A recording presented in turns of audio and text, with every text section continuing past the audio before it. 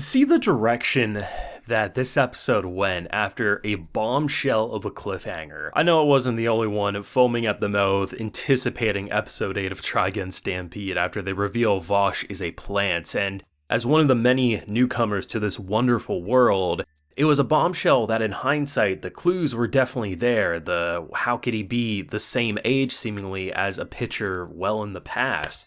But to see a backstory like this, which we've gotten a little taste of it when the ship exploded, the brother was laughing like a maniac, but it hit so much harder seeing our boy just run in a field of corpses. It was brutal. It was charred bodies just reaching out, hoping anyone would save them. And the fact that had this group not saved him in that moment, he would have laid there and he would have died. There was no ifs, ands, or buts about that. And to see the direction they went from giving the coat to giving the coat right back as he was revealed to be a liar from their point of view, just this episode hit extra hard. And honestly, had it hit a little harder, we would have been isekai because that's how hard it truly hit. Now, I do have a full live reaction to today's episode available on my Patreon, so if you want to see my full uncut thoughts to today's thought-provoking, exhilarating, but depressing episode is how I'd put it, head on over there and consider supporting, because I really enjoy my time. We're now 2/3 of the way through, at the very least, the first of maybe multiple seasons, I don't know. It is confirmed that Trigun Stampede is a 12-episode anime,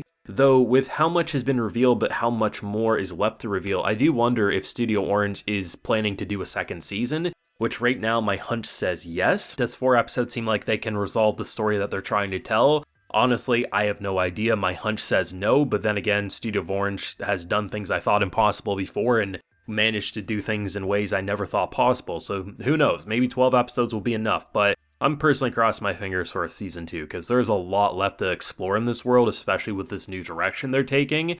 But man, to see an entire episode dedicated to the backstory, and we're not even done it yet. They end with our boy coming face to face with his brother, and given the fact that they frame it in a way that he wakes up and he realizes he's home, and the fact that we focus on his fake arm, his prosthetic arm, and the fact that the flashback ends, this episode anyway, with him meeting his brother, you have to imagine he lost his arm because of his brother or something. At least that's the direction and interpretation I'm assuming right now. But the fact that this episode, by all accounts, very slow pace, slow burn, yet within the first half, like by the time we reached 10 minutes into this episode, I was convinced we were under 5 minutes. That's how quickly everything flew by for me. To see Brad and this woman, I mean, Brad was a bit of a prick, I gotta admit, but Brad did come through by the end. I did come to appreciate his character by the end, but it took a while to get there. I understand the skepticism and thinking that, well, how can we trust this? Especially given that plants in this world are seemingly designed to do something, to power something, to be something like a tool.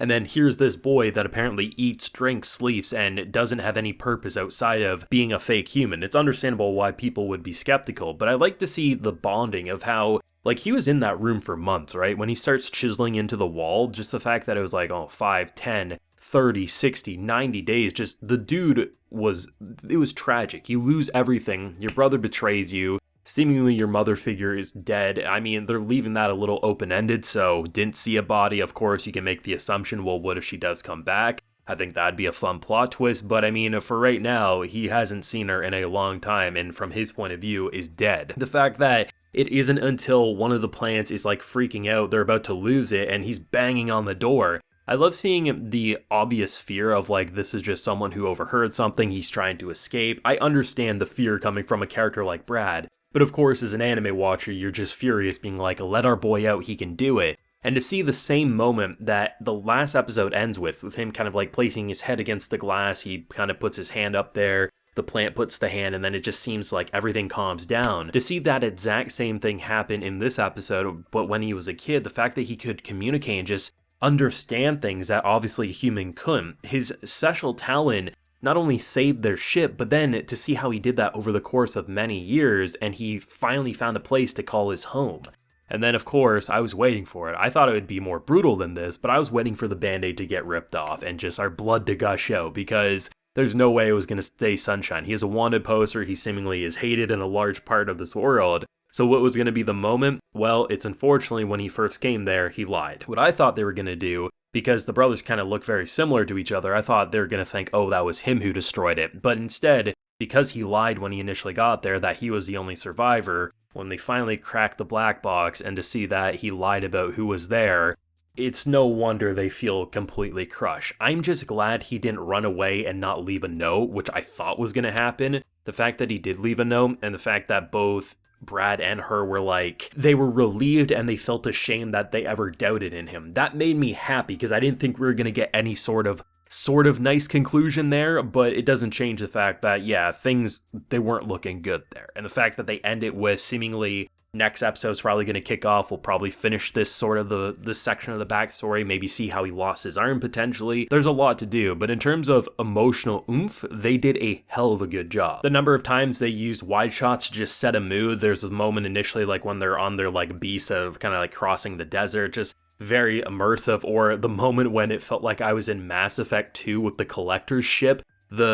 Just the dramatic and just like, I was like, okay, what's going on here? We about to fight some aliens? I got a little chills there before he sees his brother. Like, there's some really good musical directing and visual directing that can just immediately set the stage of what we're supposed to feel in any given moment. But like I said, for an episode that can be summed down to as our boy, what happens after the ship crashes? He gets rescued / kind of imprisoned and mostly just sits around, waits for something to happen, and saves some plants. That's what happens in this episode. But like I said, the first 10 minutes of this episode, I was convinced I was under 5 minutes, 6 minutes of the episode. And seriously, if I would have been told I watched 40 minutes and not looked at the time bar, I would have believed you. Because that's honestly how much content I felt I consumed, yet it felt so perfectly paced, and it just leaves me wanting more. The more I watch a Trigun Stampede, the more I want to see of this show. I think it's fantastic. I think it's one of the underdogs of the season for sure. And seriously, if Studio Orange finds a way to wrap this all up in 12 episodes, that's amazing. Good for you. This is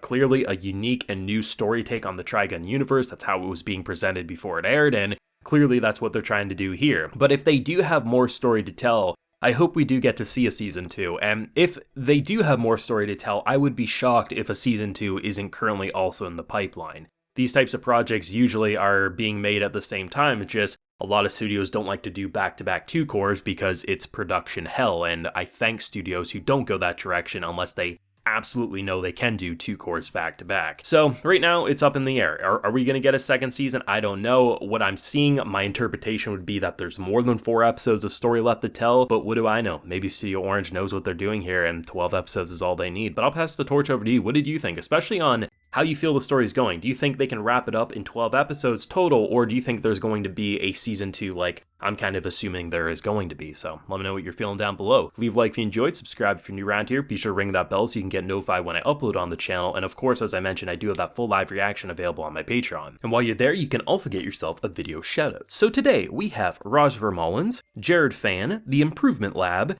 Jessica Compton, Nathan Semichuk, and Jose. So I appreciate the support, everyone. Please take care and have a good one.